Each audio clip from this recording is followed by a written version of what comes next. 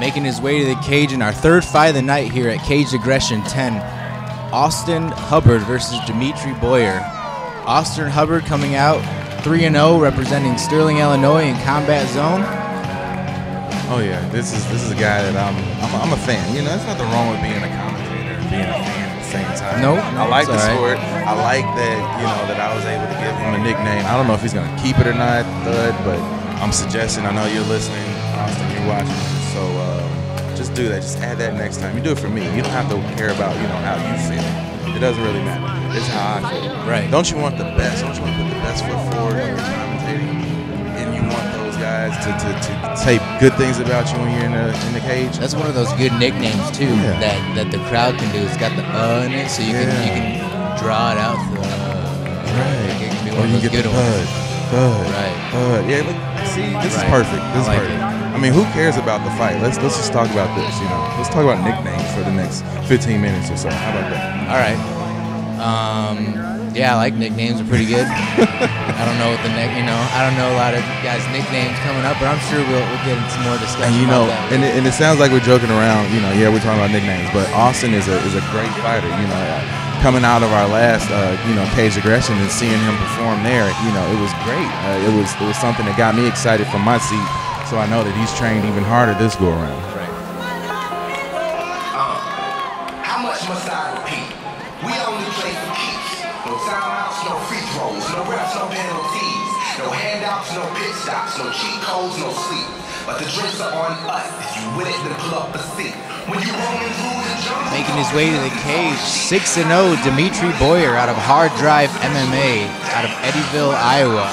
6-0, man. I forgot to mention too, his opponent Austin Hubbard is 3-0. Right. So you've got Boyer at 6-0, Hubbard at 3-0.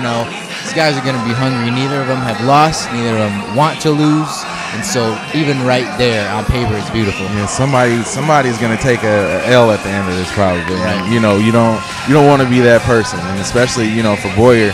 You know, he's had double the fights that Hubbard has had, so, you know, he wants to keep that unblemished record exactly where it is. And, you know, he's somebody that I haven't seen a ton of, so let's see what he does when he comes out. You know, he's facing somebody who has heavy hands, heavy legs, so is he going to try to stand up and trade with that, or is he going to try to take him to the ground to sort of eliminate that? Who's going to use their training to impinge, you know, to sort of impose their will on the other fighter? Right, and both of them never losing. They obviously use what works. Neither of them have, you know, with the cliche saying, have ever had to go back to the drawing board and see because they haven't lost. So whatever they do tonight is what they've been doing and what they're comfortable at. So, you know, having them both be like that's going to be pretty interesting to watch. Is scheduled for three-minute rounds in our lightweight division. Introducing first, fighting out of the red corner.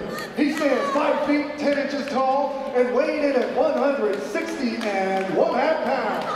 He trains with the Combat Zone. Joining us from Sterling, Illinois, Austin Hubbard. And his opponent, fighting out of the blue corner. He stands 5 feet 10 inches tall and weighed in at 160 pounds.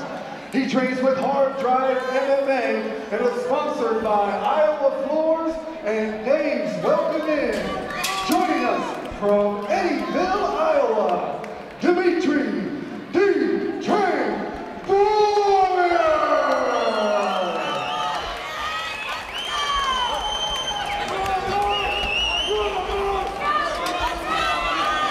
So here we go with our third fight of the night here at Cage Aggression 10 Redemption.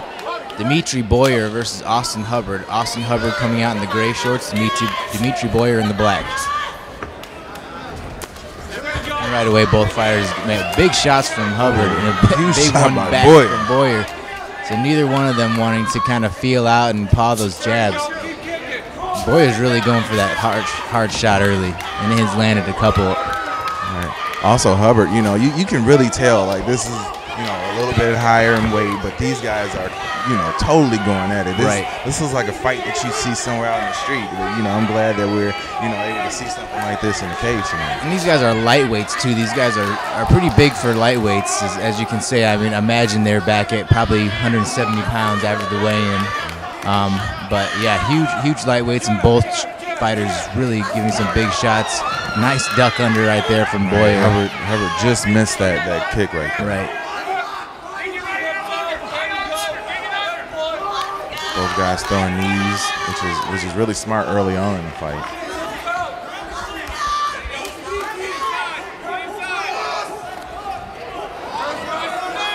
And right there, Boyer's got the underhook, so he can really reverse Hubbard if he wanted to. Just a quick little spin around and get his back to the cage. Which he does right there, and Hubbard doing a good job of staying active too, and still both, throwing those knees.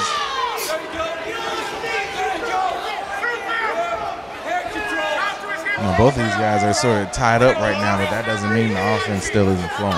These guys are throwing their knees. It's like Boyer's trying to go for a takedown right here too. Got him up very high and takes him down for a ride. Big takedown. Lots of strength to pick someone up. It's not like you're picking up, just whatever he weighs. You're picking up somebody who's trying to force themselves to stay down. Right. It's way harder than just picking up a person. And a moving thing also. Right. People say, I can lift this and that. Okay, but you can lift this and that, but the weight distribution is different. The person's moving, like you said, trying to stay down. There's so much more into it than. And right now, Boyer does a good job of staying very heavy inside control. Maybe looking for that arm to trap and get a Kimura or something. And Hubbard, using those legs of his to also be on the bottom and throw some knees. And now we go into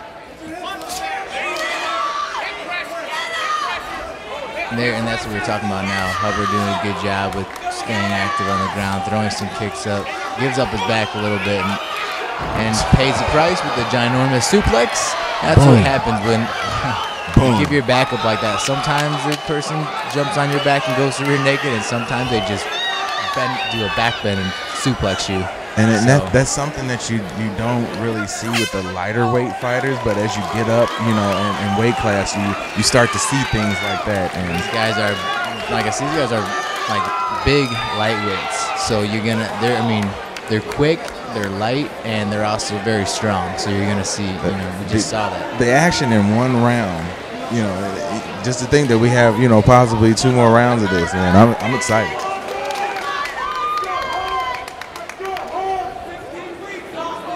And you have to wonder for Boyer, where's his cardio at, and also for Hubbard too. But I would think that Hubbard was able to take a little bit more of a breather, being on the bottom for the majority of that round. But Hubbard was doing a great job of throwing those shots from the bottom too, and you don't really see that a lot. A lot of guys don't. From the bottom too. And a lot of guys just do not take advantage of that when they should. Up kicks too have always been one of my favorite things from when you're on the ground trying to get back up, just whipping out that up kick. We've seen some devastating, shots from being landed from there too.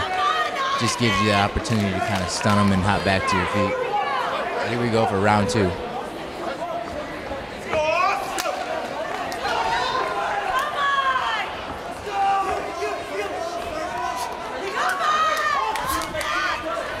Both guys aren't afraid to exchange a little bit starting out.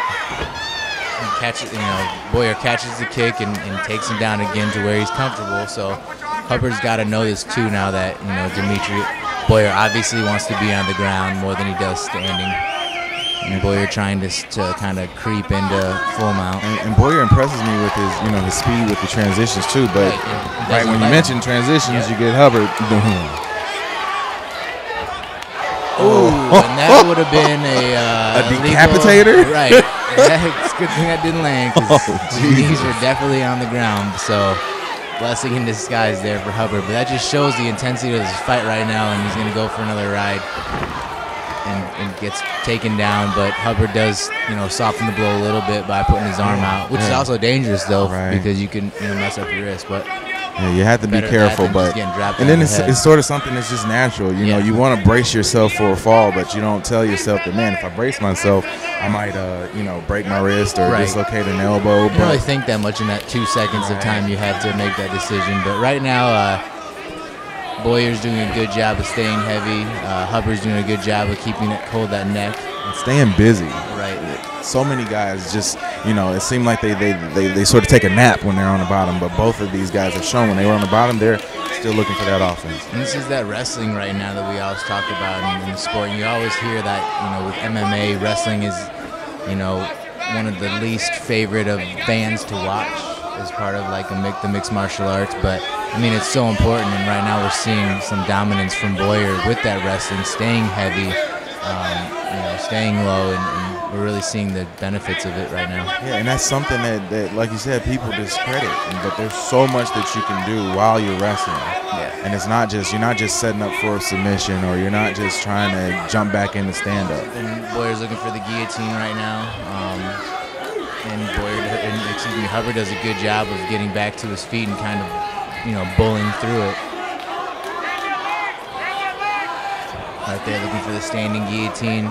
Right, and also putting so much pressure because he has the cage to work with as well. And great job from Hubbard of breaking free and throwing a kick on in the exit also, or throwing a shot. That's what I like when people break. You got that 1 second to just whip off a shot that sometimes land. And both of these guys looking to stand up a little bit. A jumping kick from Hubbard. That was nice. That's man. a thud. Yeah, that was a thud kick. Hence the nickname. That was very, very clean and nice and landed as well. You heard it. Also looking to be aggressive with those knees.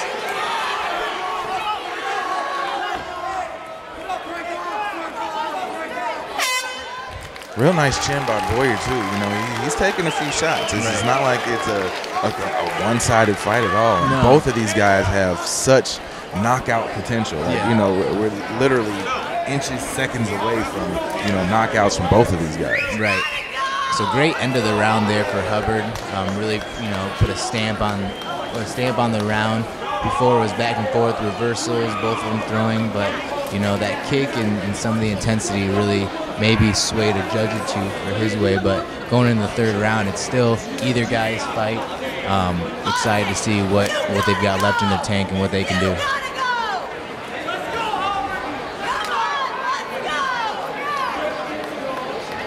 Both guys getting instructions, right now from their corners, and how much of that you're fighting, how much of that do you actually take in and listen to? A lot, because you still hear it. You might not process it as well, but you still hear it. It's still, your corner's got a minute to just kind of quickly let you know what to do, and a lot of it's just mental, letting you know you're fine, you're still breathing, you're doing okay, do what you know to do.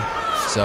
Yeah, the cornermen are extremely strong. So here we go, round 3, and Boyer lands a big shot behind the ear. Real nice Hubbard front kick. does a front kick right back. So. And he caught Boyer sort of running in, unguarded. Right. It's great. You sense that blood in the water, and you want to take advantage, but then you get caught with a foot to the face. That's a great. That's where his long limbs too, like we were talking about earlier, that really play an advantage when you do that, and you don't really expect that when you stun a guy behind the ear. So. Here's where Boyer's gonna obviously, go back to what he knows and tie him up and try to get him on the ground, take him for another ride.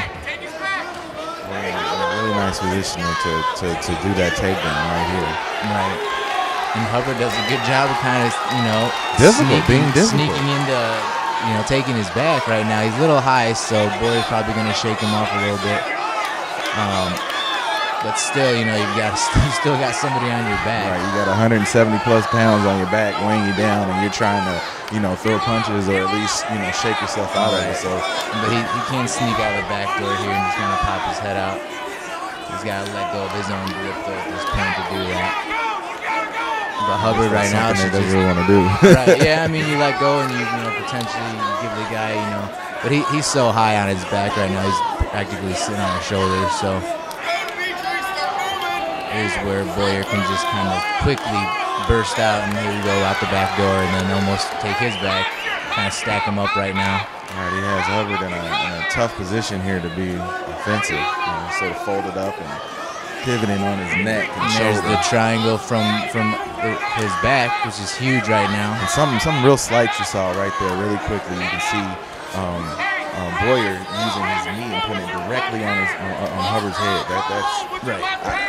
That's painful. It's very painful, and it makes you think of repositioning yourself too. But if he would have that triangle if the arm wasn't caught in there. And right now you can see he can't really lock up his leg because that arm is in the way. But if he got it around, he'd have something going. But still kind of trapping his body to keep him low. And great flexibility by Hubbard right here too. You know, to be so big and to throw the punches that he throws, you might think of him being sort of a rigid fighter, but he's showing great flexibility, but keeping that triangle locked in on board. So right now, coming to probably the close of this round, we've got to really see some action right now. Both fighters kind of laying on each other and looking for position, but right now is the time where you really just kind of want to throw it all out there and take it.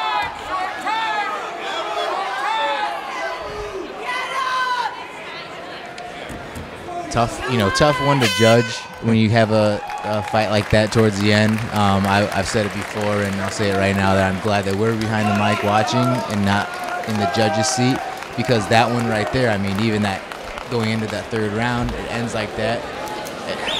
It's either guy's fight. Who wants to have to make that sort of choice to pick those guys? And you got two men who came into the cage and gave everything they got, and it's a tough choice. And that was the fight that I expected to see with the guy that's 3-0 and a guy that's 6-0.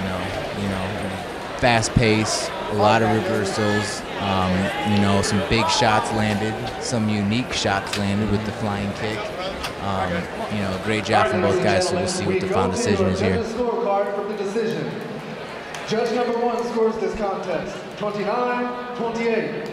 Judge number 2 scores this contest 29-28. And judge number 3 scores this contest 30-27. Declaring your winner by unanimous decision, Dimitri.